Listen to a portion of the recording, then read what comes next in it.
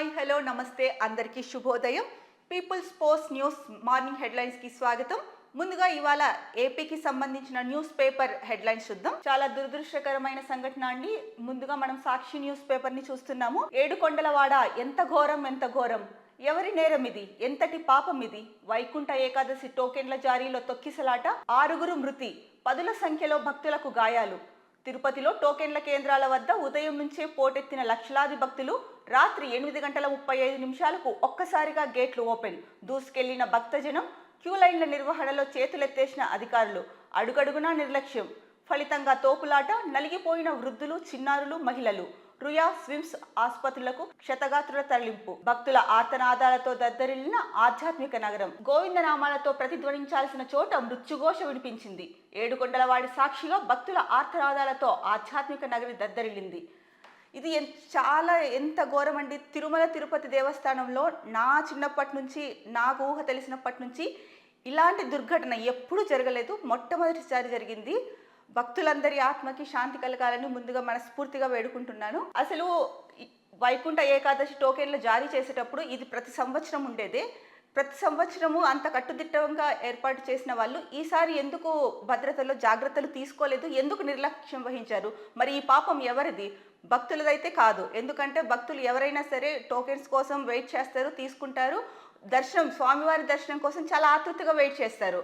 అందుకోసమని వాళ్ళని వెళ్ళి తీసుకోవడంలో తప్పేం లేదు. కాకపోతే వాళ్ళని ఒక క్యూ లైన్ ప్రకారం కానీ ఆర్డర్లో పంపించడం కానీ అదంతా అక్కడున్న సిబ్బంది చేయాల్సిన పని. ఆ సిబ్బంది సరైన ఏర్పాట్లు చేయకపోవడం వల్లనే అంతగా తోసులాట జరిగింది. దానివల్ల గేట్లు ఒక్కసారిగా తెరుచుకోవడంతో ఒకరిపైన ఒకరు పడిపోయి తొక్కిసలాట జరిగింది. ఎక్కువగా అందులో వృద్ధులు, చిన్నారులు ఉండడం చాలా కలిచివేసే అంశం అండి మనసుని.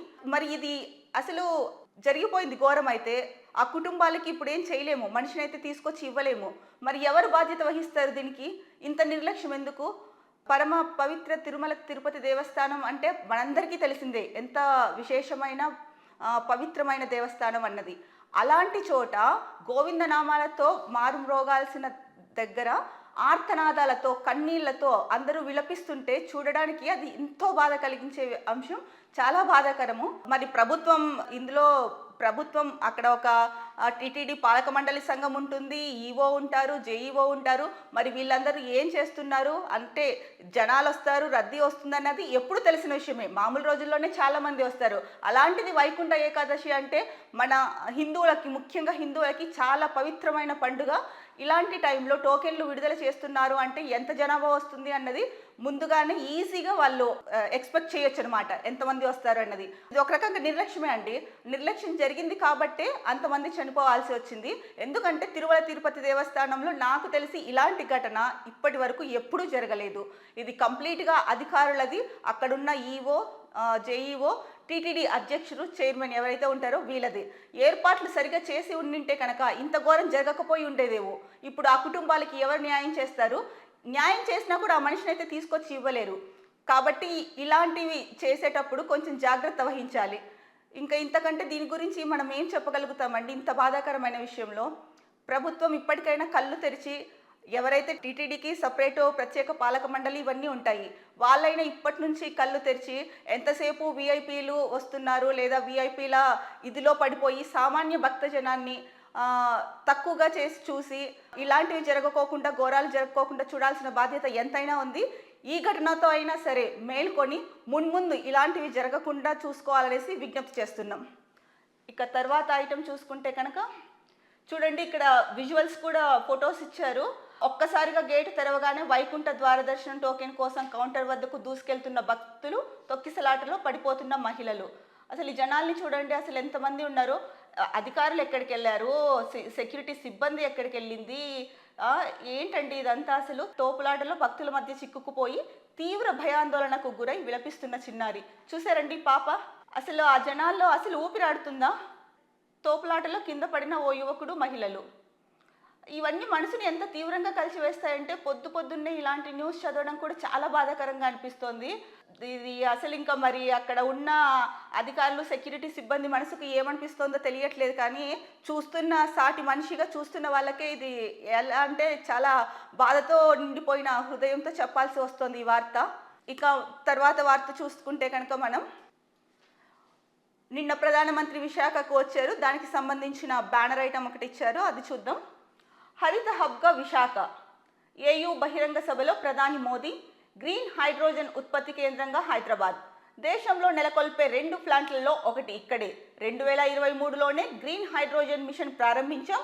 దేశంలోని 3 బల్క్ డ్రగ్ పార్కుల్లో ఒకటి ఏపీలోనే. రైల్వే జోన్ కల నెరవేరుతోంది.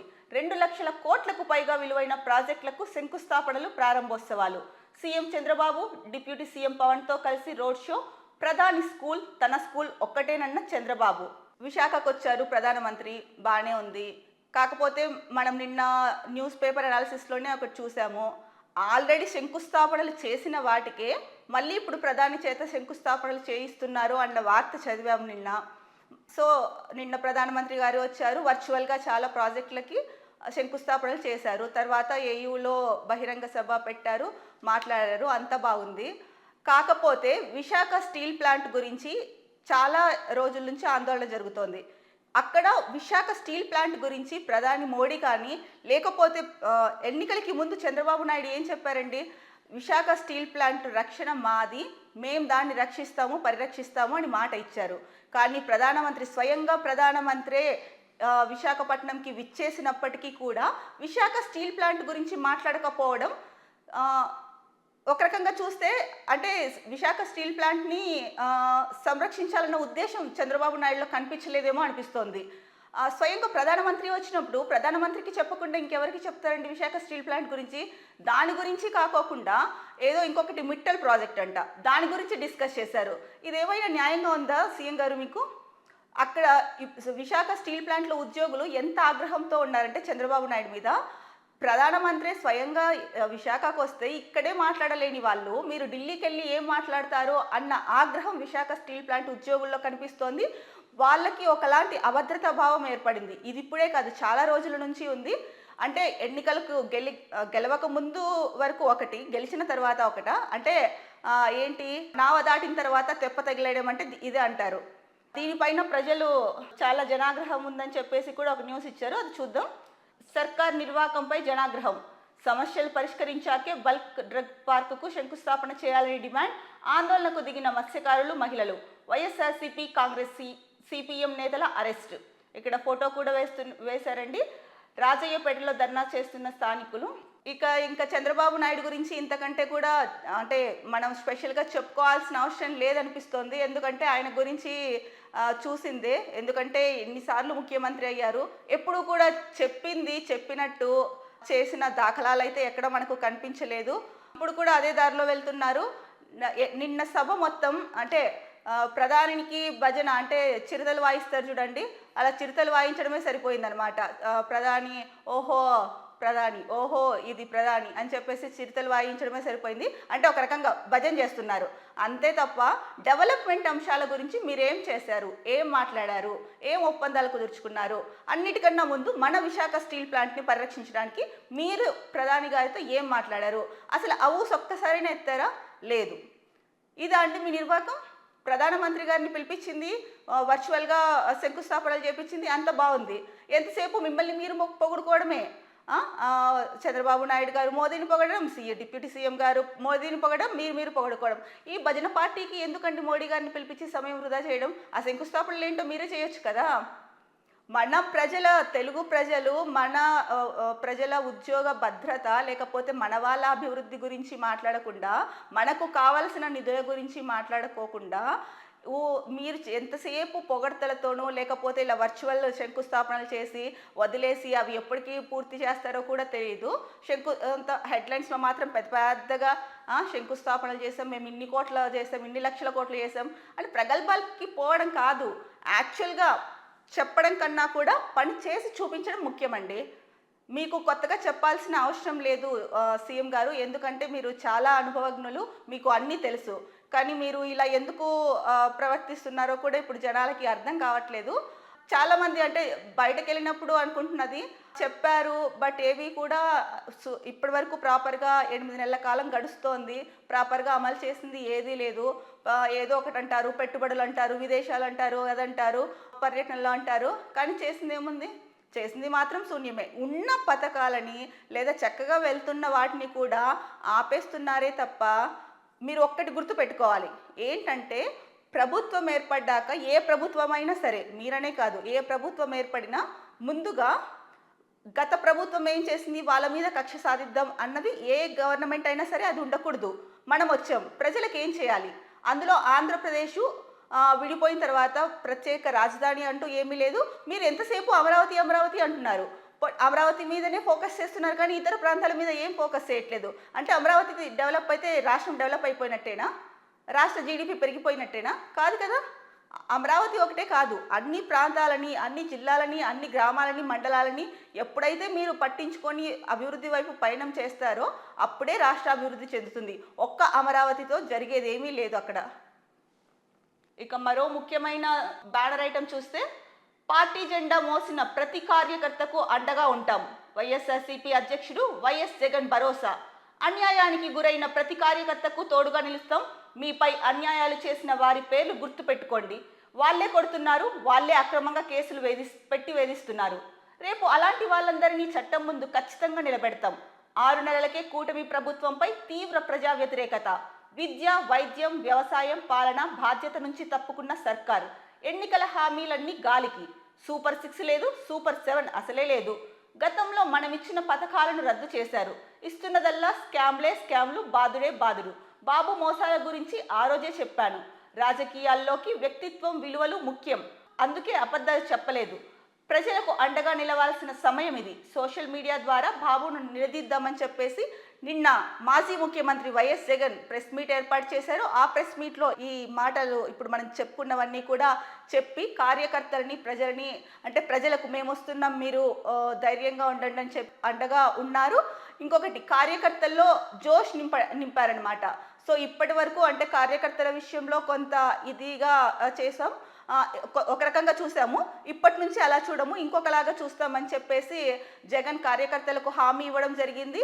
అలాగే ఇప్పటి వరకు చూసిన జగన్ని, అంటే అధికారం పోయిన తర్వాత చూసిన జగన్ని, ఇన్ని రోజులు అంటే ఈ గత 6-7 నెలల వరకు చూసిన జగన్ని వేరు, ఇప్పటి నుంచి చూస్తున్న జగన్ని వేరు. అంటే జిల్లాలకు వెళ్ళి కూడా మనమందరం జిల్లాలకు వెళ్ళి అక్కడ ఉన్న సమస్యలని కానీ, అంటే గ్రామ స్థాయి లెవెల్ నుంచి, రూట్ నుంచి ఏం ప్రాబ్లమ్స్ ఉన్నాయి అన్నది నేను కూడా జిల్లాల పర్యటన చేస్తానని చెప్పి కార్యకర్తల్లో ఫుల్ జోష్ నింపి, ఎవరైతే పార్టీ జెండా మోసారో వారికి అన్యాయం జరగకుండా చూసే బాధ్యత నాది అని చెప్పేసి నిన్న ప్రెస్ మీట్లో చెప్పారు జగన్ గారు. ఇంకొక ఇంపార్టెంట్ న్యూస్ ఐటమ్ ఇచ్చారండి బ్యానర్ ఐటంలో. అదేంటంటే, ఐఏఎస్ చెరుకూరి శ్రీధర్ వాంగ్మూలం రికార్డింగ్. రాజధానిలో గత టీడీపీ ప్రభుత్వ అక్రమాలను వెల్లడించిన శ్రీధర్ ఆ మేరకు గతంలో కోర్టులో వాంగ్మూలం. అందుకు విరుద్ధంగా మరోసారి వాంగ్మూలం ఇవ్వాలని కూటమి ఒత్తిడి. అంగీకరించని శ్రీధర్. ఒత్తిడి తెచ్చిన సిఐడి 2 సార్లు విఫలం.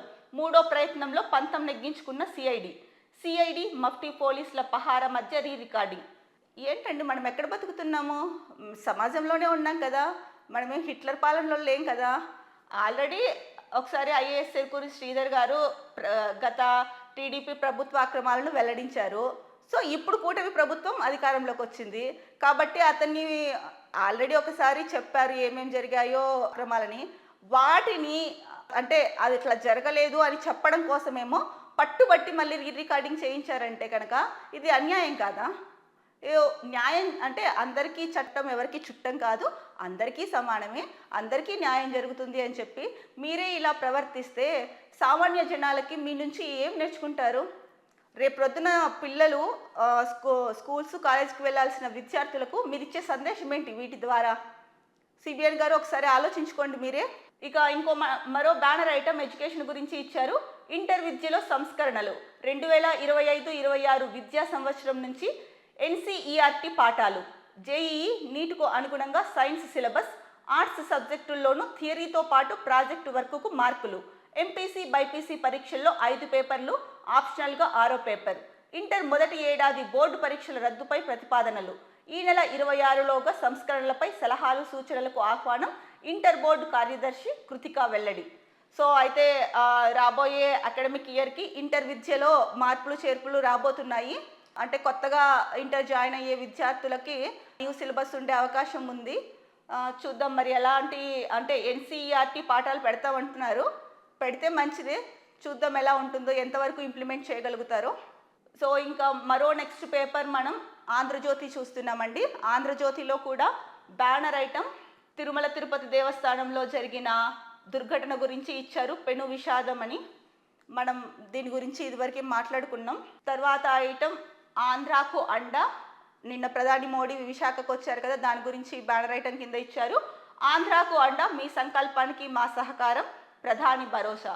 రోడ్ షో అదుర్స్, పూలవానతో ప్రధానికి జనం జేజేలు, అపూర్వ ఆదరణకు పులకించిన మోదీ, చెరో పక్కన చంద్రబాబు పవన్, భారీ జనసందోహంతో కిక్కిరిసిన రహదారి.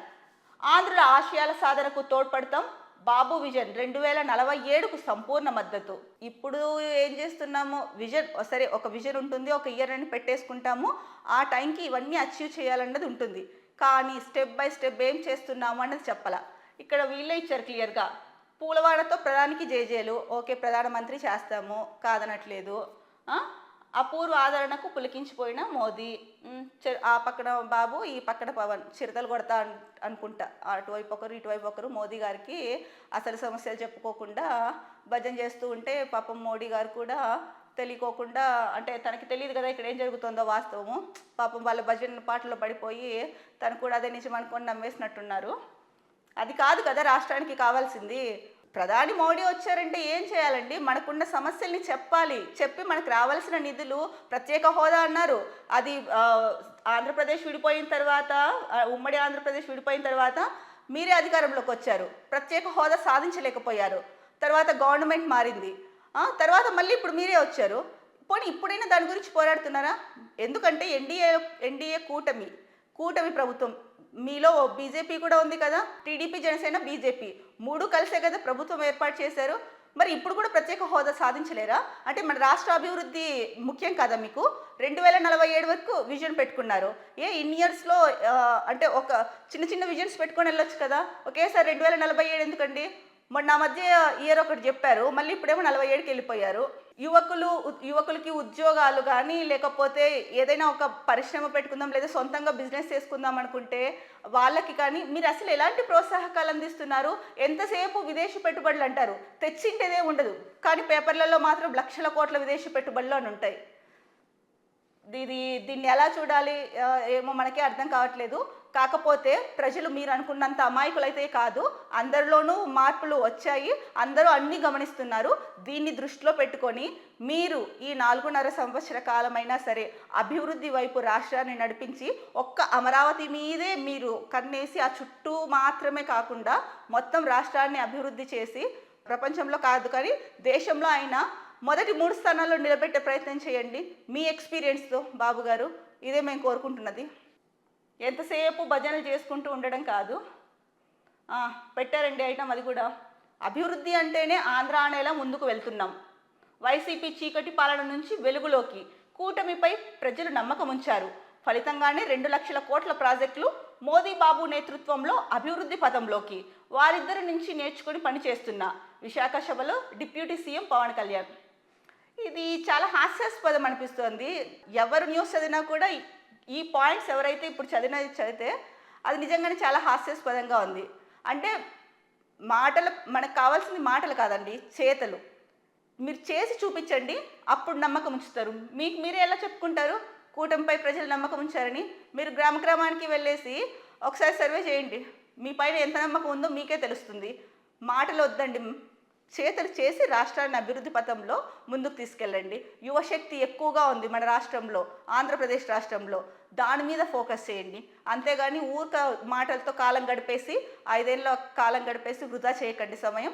ఎందుకంటే సమయం చాలా విలువైనది. ఒకసారి వెళ్ళిందంటే మళ్ళీ తిరిగి రావడం చాలా కష్టం. వస్తువు పోయినా మళ్ళీ కొనుక్కోవచ్చు, కానీ సమయం దాటిపోయిందంటే మళ్ళీ ఆ సమయాన్ని మనం తెచ్చిపెట్టుకోలేం. అనుభవజ్ఞులు, మీకు బాగా తెలుసు, మేము చెప్పాల్సిన అవసరం కూడా లేదనుకోండి. కాకపోతే ఇక్కడ ఈ న్యూస్లు చూస్తూ ఉంటే చెప్పాల్సి వస్తుంది. ఏం చేస్తారు బాబు గారు? అబ్బా, ఇంకొక న్యూస్ ఐటమ్, ఏపీకి ఊపిరి అందించారు. అంటే ఇన్ని రోజులు ఊపిరి లేదా ఏపీకి?